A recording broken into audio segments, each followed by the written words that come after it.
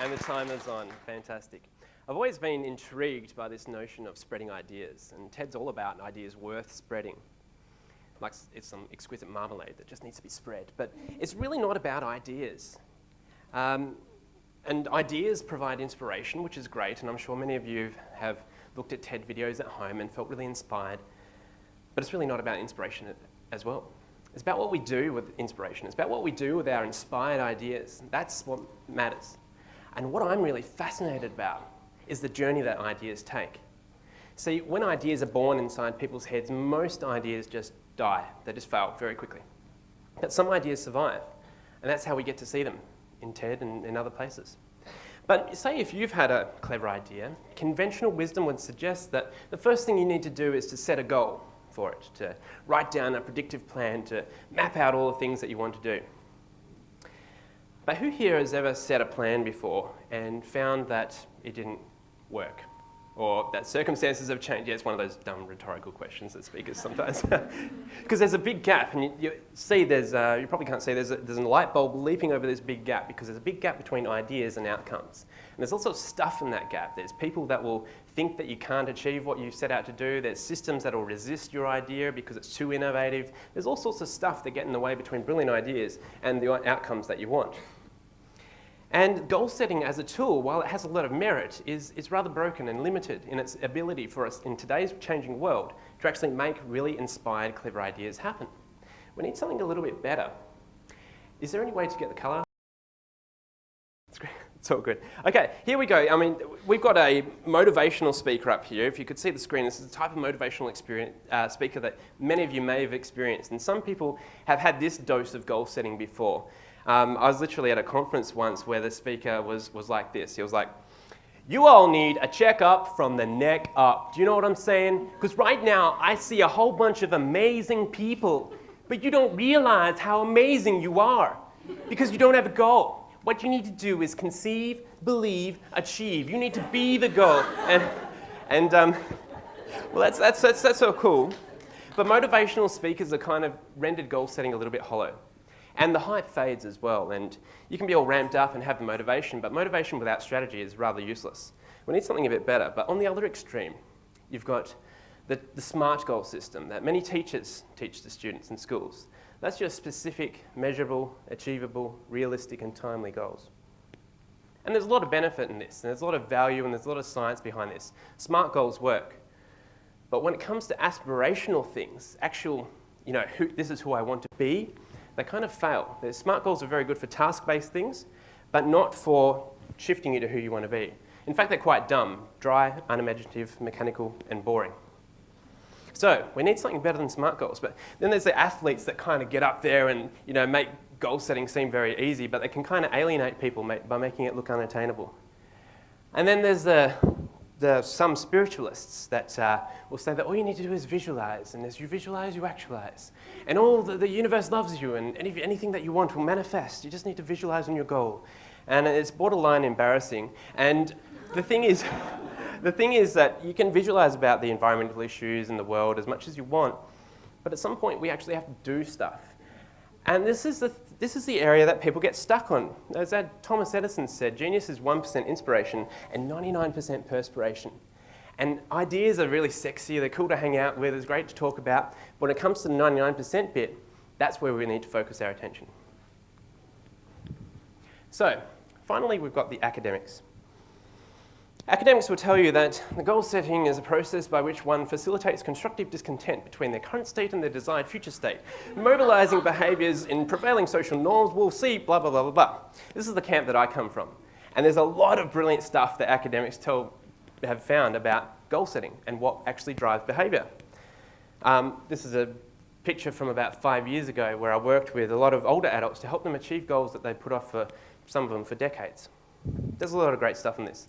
But we need something better than goal setting. And it's not vision planning that some corporates have switched to. They have their mission statement all printed out on the wall and they look at it and they think, we need something that's more adaptive, less static, less predictive, because stuff changes. We need something that's more adaptive and something that can keep us engaged in that 99% bit throughout the whole thing. And this is where we find that goal setting is broken, but video games have the answer. Video games have the answer. That's it. Yes, we've got at least one geek in the audience. It's fantastic. Video games inspire heroism, and they enable heroes to be born. And what we really need right now is more heroes. It used to be that the scientists were the ones with all the answers, and game designers would go to scientists to think of how can we make our games more engaging? How can we get more people spending more time playing our games? But now, game designers have become so good that the scientists are coming to the game designers and thinking, how is it that you can have someone work 9 to 5 in front of a computer all day and then have them choose to spend another 4 hours doing essentially the same things on a computer? How is it that you have 32 million people logging into Farmville each day just to check their crops or whatever? Game designers have become ultra good at keeping people engaged with things.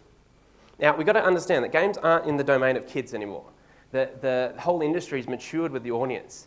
The average age of the average gamer is 36, 30 in Australia. And it's nearly 50% female. In fact, there are more female adult gamers than there are teenage boy gamers. And games are invading our real world. They're invading the lives that we live in. Quite noticeably within the world of economics. This year, someone bought a crystal space station in the game called Entropia for $330,000 US. An Australian guy, I think a couple of years ago, bought an island for $26,000 US, and now it's worth $100,000 US. Buying stuff that doesn't actually exist in the real world, but exists in games worlds. This is the stuff that's happening now. And there's actually a whole bunch of gold farmers, new economies, new jobs created, a lot of them within China, where people are actually paid money to go play the game as a job to earn gold so that people can use the gold to buy a new horse or something, or a new bit of armor. And it's crazy stuff that's happening right now. Someone could spend 100 hours earning gold that they were given $100 to do, and they spend 14 hours a day playing this. And this is the thing. In their spare time, they're actually found to play the same game in the spare time, even after working 14 hours. Games are extremely engaging. But this is where some people think that games are a bit evil, that they're sucking people's lives in and they're destroying people. But games aren't evil. Games are just really, really good at keeping people engaged. There have been a few TED's presentations that have addressed this issue. This isn't a new idea. In fact, earlier this year, Jane McGonigal did a presentation on this, and it was bloody awesome. Oh, that's an Australian thing for the international viewers. It was awesome. It was purely awesome. She argues that we need more people spending more time playing more online games that achieve real-world results. I agree. But I'd like you to know that we can actually use games to become a better person. We can spend more time playing more real-world games in the real world and level up in the real world. That's exciting. Now, earlier this year, there was a boy from Norway, a 12-year-old, who saved his sister from a moose attack thanks to World of Warcraft skills. It's actually, there's a moose there, and he's attacking the boy and the sister. What he did was he used the warrior skill called Taunt, which attracts the moose away from his sister, which is a lesser armoured opponent, and the sister fled away. And then he used the rogue skill, which was feign death, and he feigned death, and the moose lost interest in him, and then he saved the day. We know that games can transfer skills.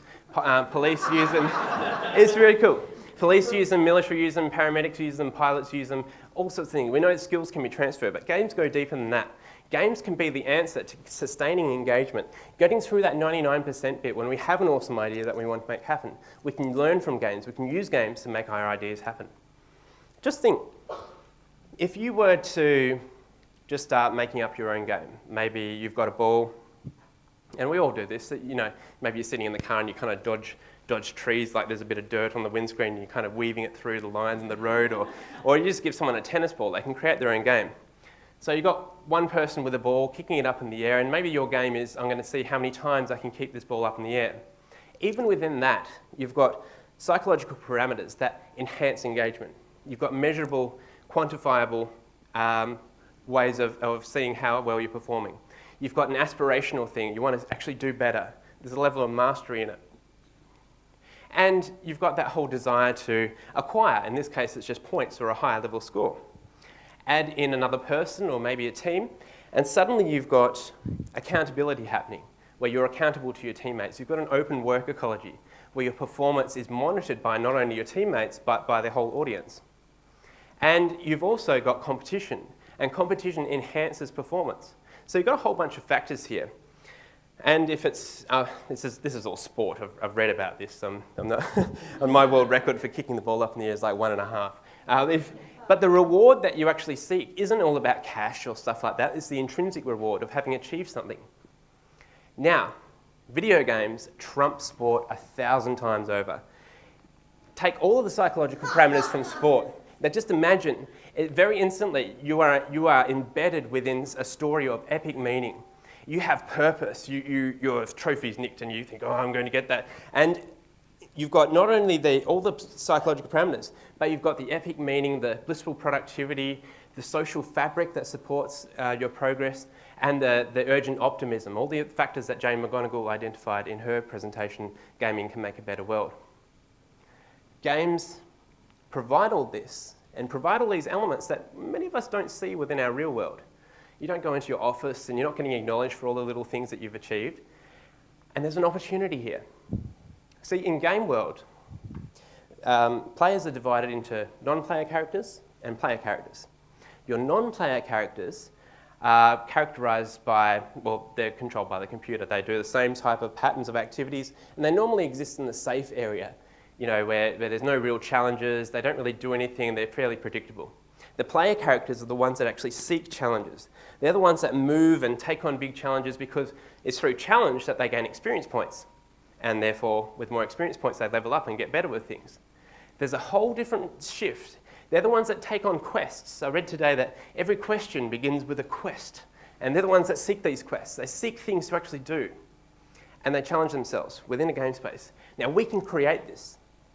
We can do this, and it's happening now.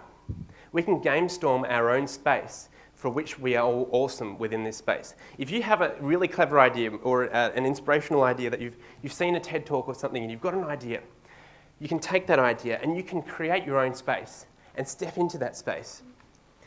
Within the space, you'll have challenge. You'll have that endless challenge. And one of the biggest factors within amongst a game space is you have learning by failure. Failure is really, really good within games. If you play any game nowadays, you'll find that you'll fail a lot and you'll fail quickly, and it's okay. You actually get experience points by doing it. It's good. Failure is good because you learn.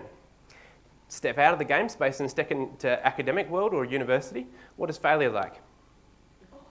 It's terrible. You know, you might need to repeat a unit, you might need to spend more money, it's kind of got shame associated with it, but in the game space it's good. And that drives it, it creates a real bias towards taking action. And this is something that we need because in today's world we're in ideas, okay, plan. But what we really need to be is doing, and learning. So we've got the challenge. You've got stimulation. There's always new things to explore. There's different psychological parameters like cascading information theory where you learn more stuff as you go along, and there's the variable drop ratio, which is like a psychological parameter that's been linked to extra dopamine production where people just keep playing and clicking because they don't know when they're going to get the next item, so they just keep playing and then they might get an epic item and think, yeah, this is great, but then they just don't know how often it's going to take. We can use that within the real world. And then there's a reward. And it's not gold or things like that. I guess there is a bit of gold, but it's about that intrinsic recognition of what you've actually have achieved. That's the thing that gets people moving forward. It's all about, you know, we can get caught up in the real world about the to-do list. What do I have to do next? What's next? But in game world, it's all about the have-done list. It's where you can point to the things that you've experienced, point to the things that's contributed to where you are now. And that's very cool. There's a consultancy firm in New York that has a big have-done wall where they put up all their have-done projects and they just keep adding to it to create a momentum and a bias towards action. All of this stimulates and challenges and rewards a project to its end. It helps engage people right through to the project end, which is what we need. We don't really need more ideas. We need more outcomes now. That's the exciting thing. So we can use the game space. We can create game space to actually achieve this. And it's happening right now. In America, it's actually been a really cool month for gamers. Barack Obama's just announced a big challenge to people to create a video game to encourage learning amongst sciences and technology. There's a school called Quest to Learn where students are engaged, and these are primary school students, engaged within creating their own games. They actually create their own games, they play their own games, and they learn a lot because of it. We can use this. And what I'd like to get clear to you is right now, we are all playing a game. Right now, we are all playing a game. It's the most massively multiplayer game on the planet. It's called Living Right Now game.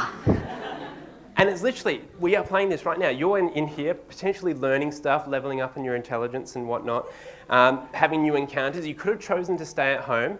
And in any state, we can choose a non-player character approach and just kind of run on automatic and do the standard patterns of behavior. Or we can seek challenges. We can seek ways to actually gain experience and to actually put ourselves out there and level up. We can choose quests that we want to undertake. Epic quests where we want to actually leave a positive legacy. We can choose the roles that we want to embody so that when you get home, you can create a game space so that, okay, as soon as I get home, I turn into a super romantic partner, or super dad or super or whatever. And then when you're in the workspace, you don't become just a meaningless cog in the whole factory of your workplace. You can embody the role of someone awesome. This is all possible. And the question I want to ask you is, what are you doing now? What game are you playing? See, we all have a story going on right now, and sometimes when people hear awesome ideas or they see really inspiring ideas or they watch a TED talk at home with a cup of tea and they say that and say, oh, that's interesting, that's really nice, and then someone asks them, well, why don't you do something like that? And invariably they'll end up with some sort of answer that's usually along the lines of life gets in the way. And that's the story that many people live in. They're the tragic victims of life. You know, they're always running from one busy thing to the other. But there's another option. There's one option where we seek challenge, where we actually step out of the bounds of the normal life. How many adventures are you having? Are you living a life full of adventure? This is all very possible. And then we can learn a lot from games. Games are not to be ignored. It's time to level up in the real world. The real world needs more players. And that's all for me.